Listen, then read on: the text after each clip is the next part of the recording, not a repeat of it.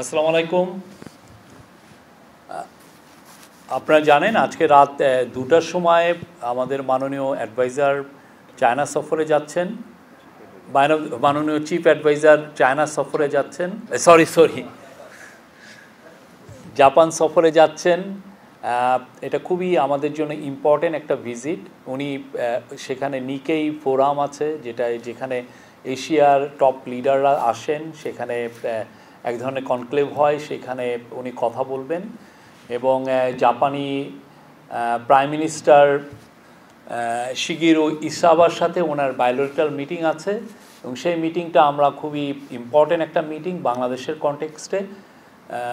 এই মিটিংয়ের পর এছাড়াও অনেকগুলো উনি সিনিয়র জাপানিজ পলিটিশিয়ান অফিসিয়ালস তাদের সাথে কথা বলবেন।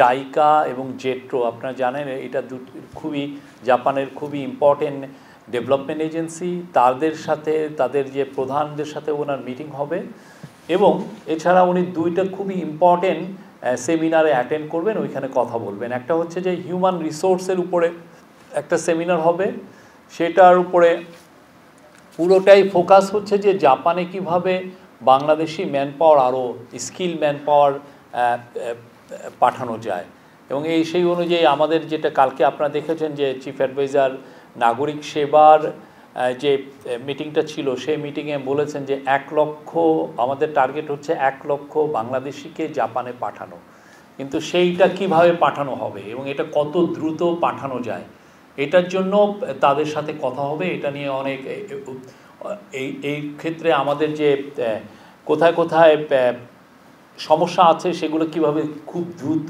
দূরীভূত করা যায় এবং আমরা কিভাবে এই জনগোষ্ঠী 1 লক্ষ লোককে আপাতত বা তারপরে আরও বেশি লোককে খুব দ্রুত পাঠানো যায়।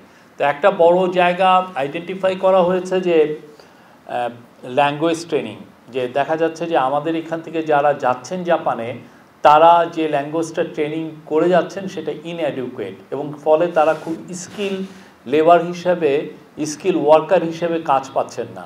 তো সেই জন্য এখানে কিভাবে ল্যাঙ্গুয়েজ ট্রেনিংটা খুব দ্রুত দেওয়া যায় এবং এটাকে জাপানে এটাকে বলে হচ্ছে N4। আমরা যেটা এখানে যারা ল্যাঙ্গুয়েজ ট্রেনিং নিচ্ছেন তারা হচ্ছে N5। আমরা যাতে N4 এই ল্যাঙ্গুয়েজ ট্রেনিংটা আমরা দিয়ে জাপানে বাংলাদেশের বিপুল জনগোষ্ঠীকে পাঠাতে পারি, সেটার উপরে চিফ অ্যাডভাইজারের পুরো এই যে হিউম্যান রিসোর্সেস সেমিনার বা এটা নিয়ে সংক্রান্ত অনেকগুলো মিটিং হবে, কথা হবে।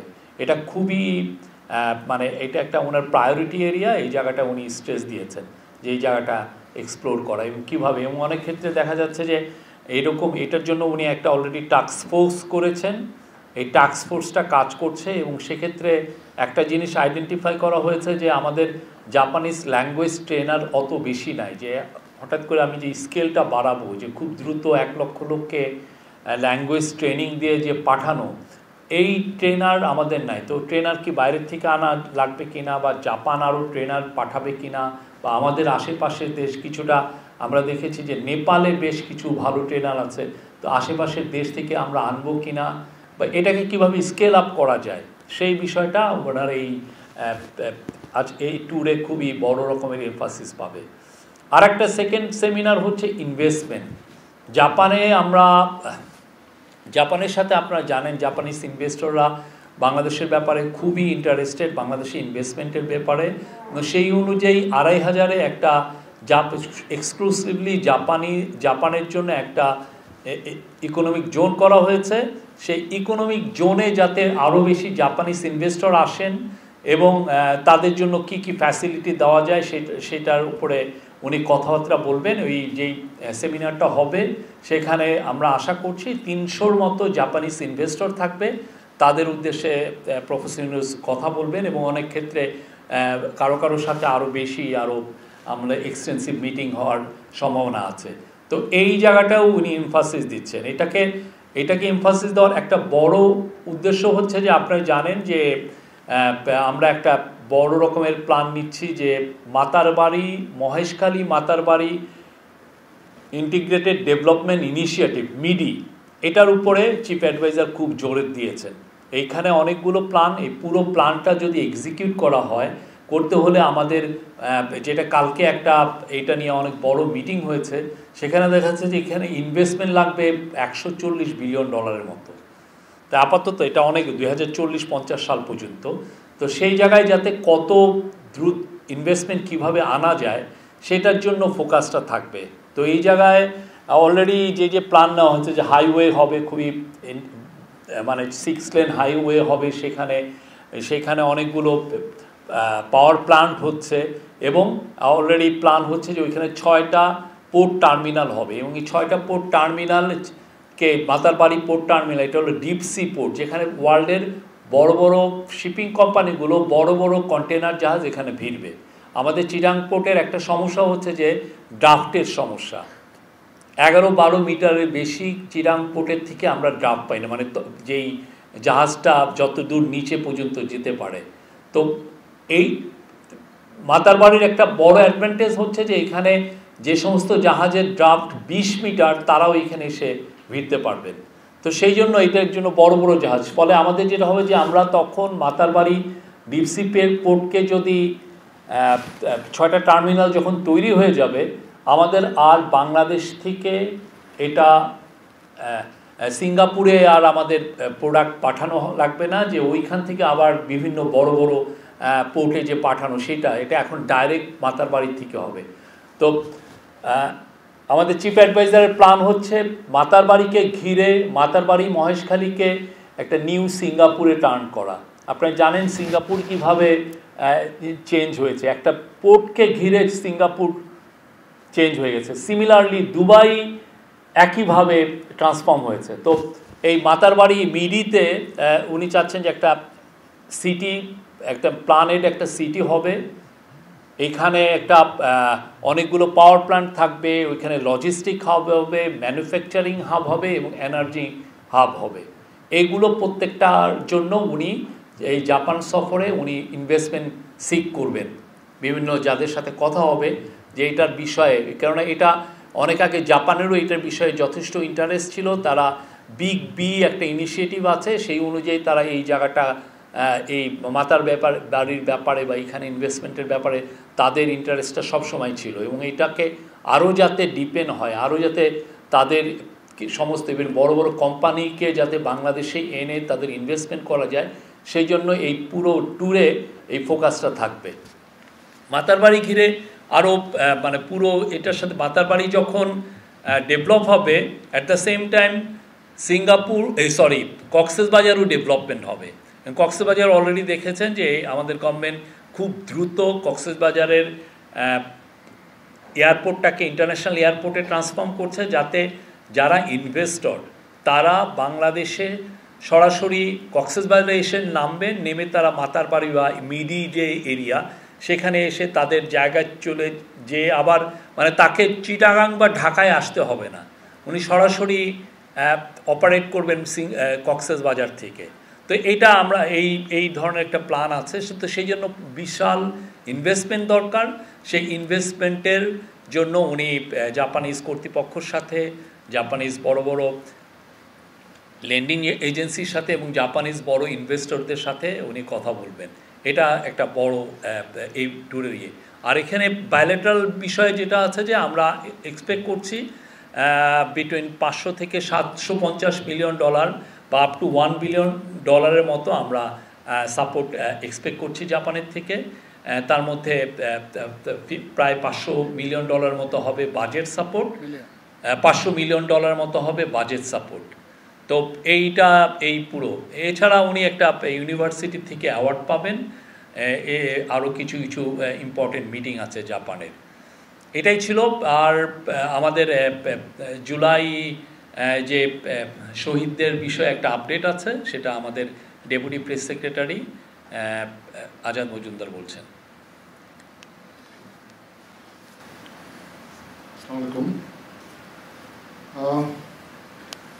আপনারা জানেন যে জুলাই শহীদদের জন্য বা জুলাই শহীদদের পরিবার এবং নিহতদের পরিবারের জন্য সরকার কী করছে এটা নিয়ে অনেকেরই কৌতূহল আছে। তো আমাদেরকে একটা সরকারের পক্ষ থেকে একটা আপডেট জানানো হয়েছে।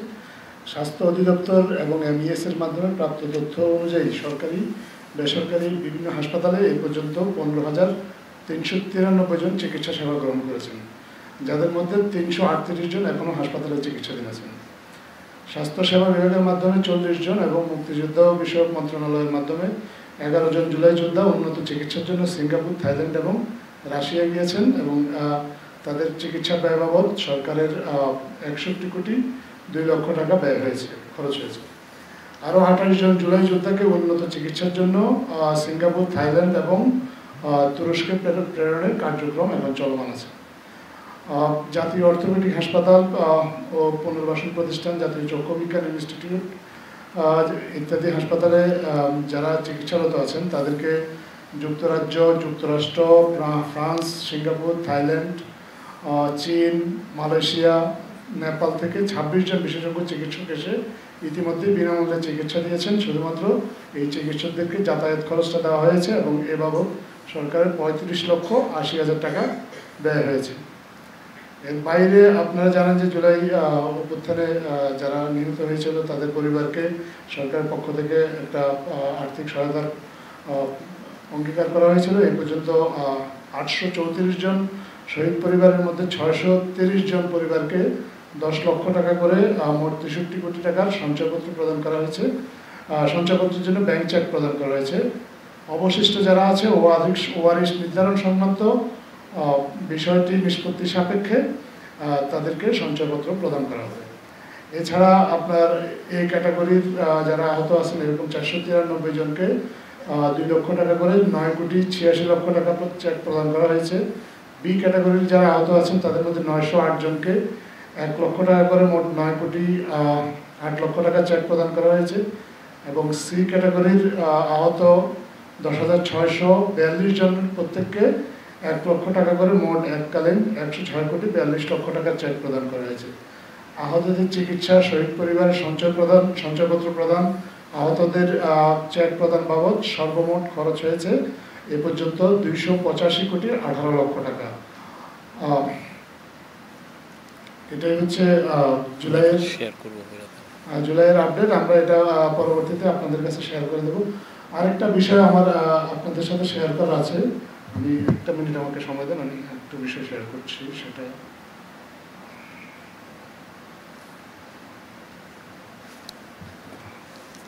আপনারা জানেন যে আগামী 1 জুন বাংলাদেশ ও চীন সরকারের যৌথ উদ্যোগে আগামী 1 জুন তারিখে দিনব্যাপী China Bangladesh conference on investment trade শীর্ষক একটা সম্মেলন অনুষ্ঠিত হতে যাচ্ছে।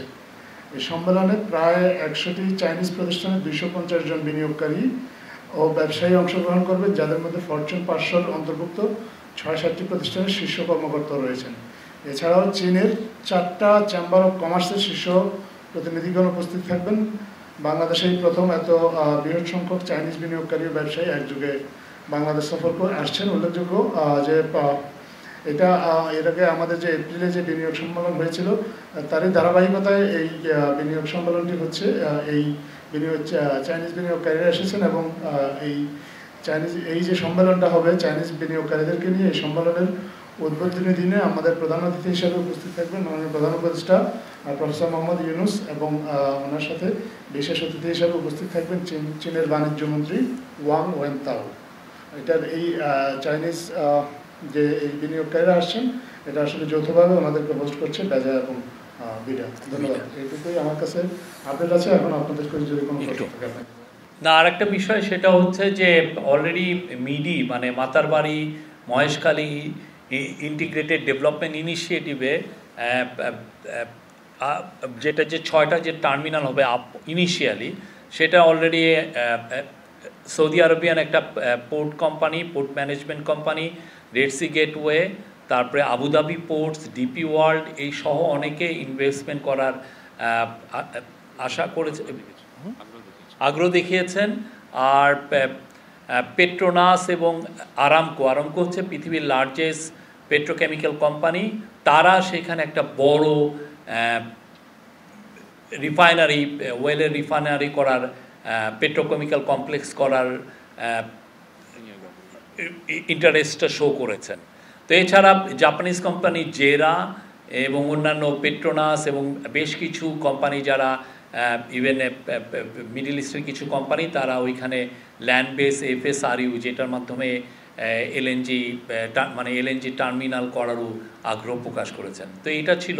তো এছাড়া পুরো আমাদের ERD আমাদেরকে যেটা দিয়েছে সেটা হচ্ছে যে পুরো মাতারবাড়িকে একটা ইন্ডাস্ট্রিয়াল এবং লজিস্টিক্স হাব করতে হলে ইনিশিয়ালি আমাদের $18 বিলিয়ন লাগবে। এই $18 বিলিয়ন আমরা মানে এইটা কি আমরা চেষ্টা করব যে এটা যাতে ডিসকাশনে আসে বা এই পুরো ভিজিটে এটা নিয়ে কথাবার্তা হয়, এটার একটা ইচ্ছা আছে। আর কক্সবাজারের ডেভেলপমেন্টের জন্য $2.5 বিলিয়ন এবং একটা ইন্টিগ্রেটেড কানেক্টিভিটি ইনফ্রাস্ট্রাকচার করার জন্য $3.3 বিলিয়ন। তো এই টোটাল ইনভেস্টমেন্ট রিকোয়ারমেন্ট এই পুরো জায়গায় আপাতত হচ্ছে $28.965 বিলিয়ন, মানে প্রায় $29 বিলিয়ন। তো এগুলো নিয়ে কিছু প্রজেক্ট নিয়ে, সবগুলো না, কিছু প্রজেক্ট নিয়ে যেগুলো খুবই দরকার, এসেনশিয়াল রাইট নাও, সেগুলো নিয়ে জাপানিজ যেগুলো ডেভেলপমেন্ট এজেন্সিস আছে সেগুলোর সাথে তাদের সাথে কথা হবে। তো আমরা আশা করছি এটা খুবই ফ্রুটফুল একটা ভিজিট হবে। চিফ অ্যাডভাইজার 31শে মে দেশে ফিরে আসবেন। আর আপনাদের মধ্যে কোনো কোশ্চেন থাকলে একটু বলবেন। আমি ইসলাম বিএসএস থেকে বলছি। শোভা, আপনি একটি হচ্ছে যে বাজেটারি যে সহযোগিতার কথা বলেছেন, এর আগে একটি বিষয় বলে যে আপনি জানেন যে ইকোনমিক পার্টনারশিপ যেটা জাপানের সঙ্গে হওয়ার কথা 2025 সালের মধ্যে, এটা নিয়ে কি কোনো আলোচনা হবে কিনা? আরেকটি বিষয় যে আপনি যেটা বলছিলেন যে $1 বিলিয়ন, এর মধ্যে 500 মিলিয়ন হচ্ছে বাজেটারি সহযোগিতা, সেই বাজেটারি সহযোগিতা কোন কোন খাতে ব্যয় করা হবে? আরেকটা $500 মিলিয়ন সেটা কোন ফরম্যাটে আমরা পাচ্ছি? আমরা আশা করছি যে প্রায় $500 মিলিয়ন আসবে বাজেট সাপোর্ট, যেটা সরাসরি বাজেটে ইনক্লুড হবে। তারপরে আমাদের বাজেটে যেগুলো রিকোয়ারমেন্ট সেই জায়গায় এটা স্পেন্ডিংটা হবে। আর $250 মিলিয়ন আমরা সাপোর্ট আশা করছি রেলওয়ের জন্য। এইটা আশা করছি যে 250, বাকিটা অন্যান্য খাতের থেকে আসবে। তো আমরা এই দুইটা জায়গায় আমরা আশা করছি যে প্রায় $750 বা $700 মিলিয়ন আসবে, বাকিটা অন্যান্য খাতে। আপনারা জানেন 7টা MOU হবে, কালকে অলরেডি আমাদের ফরেন মিনিস্ট্রি এই বিষয়ে জানিয়েছেন। আশা করছি আমরা। আমি জিলানি সম্মেলনে কাজ করি। দুটি বিষয়ে জানতে চাই। একটি বিষয় হচ্ছে যে ইন্দো প্যাসিফিক কৌশলে বাংলাদেশ 2023 সালে ইন্দো প্যাসিফিক আউটলুক প্রকাশ করেছে এবং এই ভিজিটে রুল বেসড অর্ডার দেখতে চায়। এই বিষয়ে বাংলাদেশ একাধিকবার তার সমর্থন বা প্রত্যাশা ব্যক্ত করেছে। আমি যতটুকু জানি যে এই সফরে জাপান এই ইন্দো প্যাসিফিক কৌশলে বাংলাদেশের সমর্থনের পুনরাবৃত্তি আবারও ডিক্লেয়ার করেছে। এই বিষয়টা একটু বলবেন। আরেকটি বিষয় হচ্ছে যে এই সফরে আঞ্চলিক পরিস্থিতি নিয়ে কোনো আলোচনা হবে নাকি? লাইক ভারত, চীন, মিয়ানমার ইস্যুগুলো আলোচনা আসতে পারে? ধন্যবাদ। আমি আগেই স্পেসিফিক কী বিষয়ে আলোচনা হবে এটা আমি এখনই বলতে পারছি না। বাট একটা জিনিস যেটা হবে যে জাপানের সাথে আমাদের যে রিলেশনশিপ, জাপান জানেন আপনি বাংলাদেশের লার্জেস্ট বায়োলেটারাল ডোনার, বিভিন্ন ডেভেলপমেন্ট প্রজেক্টে তাদের প্রচুর ইনভেস্টমেন্ট আছে। তা আমাদের সাথে তাদের সম্পর্কটা আরও সুগভীর হবে, এটা নতুন উচ্চতায় যাবে এই ভিজিটের মাধ্যমে, এইটুকু আমি বলতে পারি। আমি নূর হোসেন বলছি এনটিভি থেকে। ভাই, আমরা হচ্ছে ঢাকা মহানগর পুলিশের থেকে বেশ কয়েক দফায় প্রজ্ঞাপন জারি হইতে দেখেছি। আমাদের প্রধান উপদেষ্টা বাসভবনের সামনে, সুপ্রিম কোর্টের সামনে এবং সচিবালয়ের সামনের যে সড়কগুলো রয়েছে, এখানে সব ধরনের সভা বিক্ষোভ এসব নিষিদ্ধ। কিন্তু আজকেও আমরা লক্ষ্য করলাম একটি গোষ্ঠী অথবা কিছু মানুষ সচিবালয়ের সামনে গিয়ে সচিবদের বা ফ্যাসিবাদের দোষরদের অপসারণের দাবিতে একটি আন্দোলন করেছে। সেখানেও পুলিশ কোনো ধরনের বাধা দেয়নি। কিন্তু এর আগে আমরা কয়েক দফায় দেখেছি, বিশেষ করে বামপন্থী সংগঠনগুলো যখন সচিবালয়ের সামনে যাওয়ার চেষ্টা করেছে, সেটি মৎস্য ভবনের ওখানে আটকে দেওয়া হয়েছিল। কারো ব্যাপারে সরকার এই রকমের সহনশীলতা কেন দেখায় যে নিষিদ্ধ জায়গায় যেখানে আইন ভঙ্গ করে বিক্ষোভ হচ্ছে সেটা ঠেকানোর কোনো পদক্ষেপ কেন আমরা দেখি না? এটা একটা বিষয়। আমি আগে এটার উত্তর দিয়ে, আমরা আশা করব সবাই আইনের প্রতি শ্রদ্ধাশীল হবেন, আইনকে নিজের হাতে তুলে নেবেন না, এবং আমরা মনে করি যে সব কিছু যেগুলো বিষয়ই সেটা আসলে আপনার যদি গ্রাইভেন্স থাকে আপনারা সুনির্দিষ্ট অফিসিয়াল বা এজেন্সির কাছে আপনারা জানাতে পারেন, গভর্নমেন্ট ডিপার্টমেন্টের কাছে। আরেকটি বিষয় হচ্ছে আজকে একটি বড় রায় হয়েছে মানবতা বিরোধী অপরাধের যে মামলা, সেই মামলায় জামায়াতের সাবেক সেক্রেটারি জেনারেল উনি একেবারে খালাস পেয়েছেন। পত্রিকা বা গণমাধ্যম মারফত আমরা জানতে পেরেছি সম্প্রতি প্রধান উপদেষ্টার সঙ্গে প্রধান বিচারপতি দেখা করেছেন। অনেকেই বলার চেষ্টা করছেন যে এখানেও সরকার একটি গোষ্ঠীর কাছে বা কারো কাছে নথি স্বীকার করেছে, এই ধরনের ঘটেছে। এবং আরেকটি বিষয় হচ্ছে প্রসিকিউশন টিমে যিনি ছিলেন রাষ্ট্রপক্ষের হয়ে, তার ব্যাপারে আমরা জানতে পেরেছি তিনি জামায়াতের একেবারে রাজনৈতিক একজন নেতার সন্তান। এই বিষয়গুলো সরকার আসলে কিভাবে? আদালতের বিষয়টা আমি আসলে এখানে আমি কোনো মন্তব্য করব না, এটা আপনার আদালতের ইখতিয়ার। আর চিফ জাস্টিস, হ্যাঁ উনি 2 দিন বা 3 দিন আগে উনি এসেছিলেন, কিন্তু এটা ছিল হলো উনি কিছুদিন আগে সাউথ আফ্রিকা ভিজিট করেছেন। সাউথ আফ্রিকাতে জানেন যে অনেক ওদের ট্রুথ অ্যান্ড রিকনসিলিয়েশন কমিশন আছে, তো ওদের অনেক ট্রানজিশনাল জাস্টিসের অনেক ইস্যুগুলো আছে, তো সেগুলো উনি আসলে সাউথ আফ্রিকা উনি ভিজিট করেছেন। এই সাউথ আফ্রিকা ভিজিটের উপরে উনি এসেছিলেন আমাদের চিফ অ্যাডভাইজারের সাথে এই কথা বলতে, এটার উপরে উনি অ্যাপ্রাইজ করতে এসেছিলেন, এর বাইরে কিছু না। আপনারা জানেন যে ইতিমধ্যে সচিবালয় কয়েকদিন ধরে সরকারি কর্মচারী কর্মকর্তারা বিক্ষোভ করছেন, এবং আপনারা যে ধরনের সরকারি চাকরিজীবীদের জন্য যে সংস্কারের পদক্ষেপ নিচ্ছেন এটার বিরুদ্ধে তারা অবস্থান নিয়েছে এবং আমরা নানাভাবে এটা দেখতে পাচ্ছি। এই বিষয়ে আসলে আপনাদের অবস্থানটা কি হবে তাদের বিরুদ্ধে? আমাদের অবস্থান স্পষ্ট। যদি আপনার গ্রাইভেন্স থাকে সেটার জন্য আমাদের সচিবরা আছেন, সচিবদের একটা ছোট কমিটিও আছে, তাদেরকে বলতে পারেন এটা। তা আমরা মনে করি যে প্রজাতন্ত্রের যারা কর্মচারী তারা প্রজাতন্ত্রের নিয়মকানুন মেনে চলবেন। আমি অপু, এটি নিউজ থেকে। আমার ছোট প্রশ্ন, সাবেক প্রধানমন্ত্রী বেগম খালেদা জিয়া চিকিৎসার পর, বড় চিকিৎসার পর দেশে ফিরেছেন। এই ফেরার পর মাননীয় প্রধান উপদেষ্টা ওনার স্বাস্থ্যের খবর নিতে সরাসরি টেলিফোনে কখনো কথা বলেছেন কিনা বা খোঁজ নিয়েছেন কিনা, এটি জানতে চাই, যদি জানা যায়। আমি আসলে এই বিষয়টা অতটা অ্যাওয়ার না, সরি।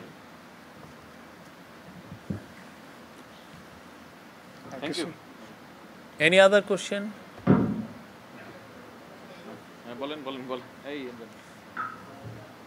এই সফরের মিডি প্রজেক্টটা অনেক গুরুত্বপূর্ণ, এবং মিডি এই প্রকল্পটা যখন শুরু হয় তখন আসলে শুধু বাংলাদেশ না, এই আঞ্চলিক হাব হিসেবে ইভেন ভারতের north east region, Nepal, Bhutan, total জিনিসটা মাথায় রেখে আসলে হয়েছিল। ইন্টারমিন টাইমে আমাদের পথ পরিবর্তন হয়েছে, ভারতের সঙ্গে আমাদের টানাপোড়েন চলছে। গত সপ্তাহে ভারত যেটা করলো যে ওদের নর্থ ইস্টের জন্য আমাদের এই অঞ্চল বাদ দিয়ে ওরা সরাসরি ওদের ওখান থেকে মিয়ানমার হয়ে একটা নতুন রুট বা মহাসড়ক ওরা চালু করতে চায়।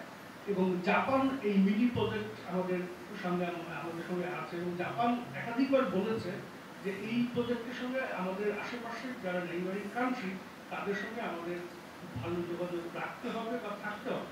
আমার প্রশ্নটা হচ্ছে যে এই মিডি প্রজেক্টকে সামনে রেখে ভারত আমাদের নতুন ইনিশিয়েটিভ নিয়েছে, সেখানে আমাদের কোনো নেতিবাচক প্রভাব পড়বে কিনা বা আমরা এটা কেউ ওভারকাম করব?